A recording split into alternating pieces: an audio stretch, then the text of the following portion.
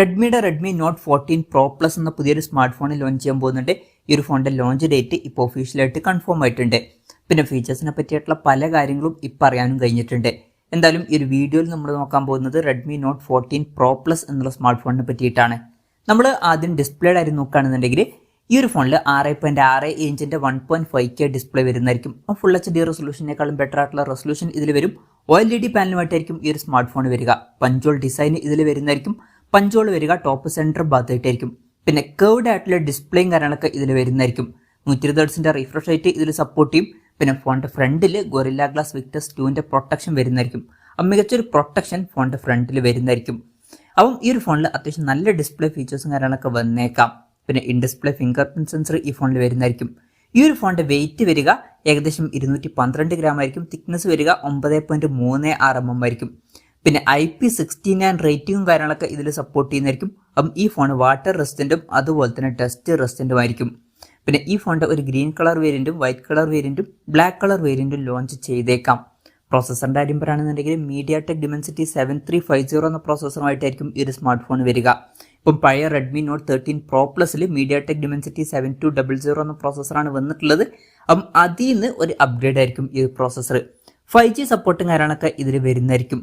പിന്നെ IR blaster എന്ന feature ഇതിൽ വരും. ഈ ഫോൺ റിമോട്ടൊക്കെ ആയിട്ട് യൂസ് ചെയ്യാൻ കഴിയുന്നതായിരിക്കും. സ്റ്റീരിയോ സ്പീക്കേഴ്സിന്റെ സപ്പോർട്ടും കാര്യങ്ങളൊക്കെ ഇതിൽ വരുന്നതായിരിക്കും.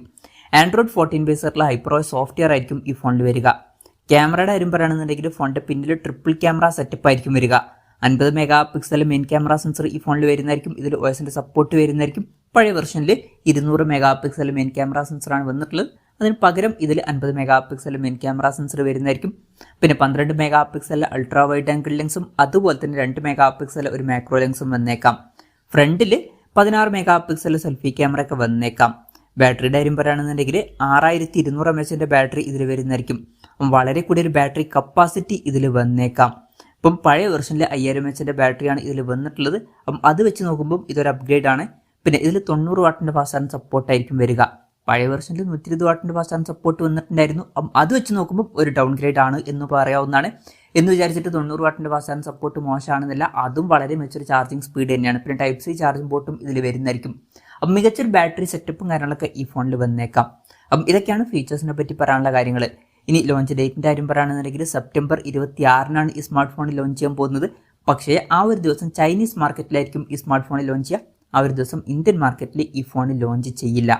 ഇന്ത്യയിൽ ലോഞ്ച് ചെയ്യുമെന്ന് വെച്ചാൽ മിക്കവാറും ഈ ഫോൺ ഇന്ത്യൻ മാർക്കറ്റിൽ ലോഞ്ച് ചെയ്യുന്നതായിരിക്കും. കാരണം റെഡ്മിയുടെ നോട്ട് സീരീസ് എന്ന് പറയുന്നത് ഇന്ത്യയിൽ വളരെ പോപ്പുലർ ആണ്. അപ്പോൾ റെഡ്മി നോട്ട് 13 പ്രോ പ്ലസിന്റെ സക്സസർ ആയിട്ട് ഈ ഫോൺ ഇന്ത്യൻ മാർക്കറ്റിലോട്ട് വരുന്നതായിരിക്കും. ഇന്ത്യയിലെ ലോഞ്ച് ഡേറ്റിനെ പറ്റിയിട്ടുള്ള ന്യൂസുകളൊക്കെ വരുമ്പോൾ അതിനെ പറ്റിയിട്ടുള്ള വീഡിയോസ് ഒക്കെ നമ്മൾ ചെയ്യുന്നതായിരിക്കും. അപ്പം അതുപോലുള്ള വീഡിയോസ് കാണാൻ താല്പര്യമുണ്ടെന്നുണ്ടെങ്കിൽ ഈ ചാനൽ സബ്സ്ക്രൈബ് ചെയ്യാവുന്നതാണ്. പിന്നെ വിലയുടെ കാര്യം പറയുകയാണെന്നുണ്ടെങ്കിൽ റെഡ്മി നോട്ട് 13 പ്രോ പ്ലസ് എന്നുള്ള സ്മാർട്ട് ഫോൺ 30,000-31,000 രൂപ പ്രൈസ് റേഞ്ചിലേക്കായിട്ടാണ് ലോഞ്ച് ചെയ്തിട്ടുള്ളത്. അപ്പം ഈ ഒരു സ്മാർട്ട് ഫോൺ നമുക്ക് ആ ഒരു പ്രൈസ് റേഞ്ചിലേക്കായിട്ട് തന്നെ ഇന്ത്യൻ മാർക്കറ്റിൽ എക്സ്പെക്ട് ചെയ്യാവുന്നതാണ്. എന്തായാലും കൺഫർമേഷൻസ് ഒന്നുമില്ല, ജസ്റ്റ് നമ്മുടെ എക്സ്പെക്ടേഷൻ പറഞ്ഞു എന്നേ ഉള്ളൂ. എന്തായാലും റെഡ്മി നോട്ട് 14 പ്രോ പ്ലസ് എന്ന പുതിയൊരു സ്മാർട്ട് ഫോൺ ലോഞ്ച് ചെയ്യാൻ പോകുന്നുണ്ട്. ഈ ഒരു ഫോണിനെ പറ്റിയിട്ടുള്ള നിങ്ങളുടെ അഭിപ്രായം ജസ്റ്റ് ഒന്ന് കമൻറ്റ് ചെയ്യുക. അതുപോലെ തന്നെ ഈ ഒരു സ്മാർട്ട് ഫോൺ ഇന്ത്യൻ മാർക്കറ്റിൽ നിങ്ങൾ ഏത് പ്രൈസിങ്ങിലാണ് എക്സ്പെക്ട് ചെയ്യുന്നത് എന്നുള്ള കാര്യം കൂടി ജസ്റ്റ് ഒന്ന് കമൻറ്റ് ചെയ്യുക.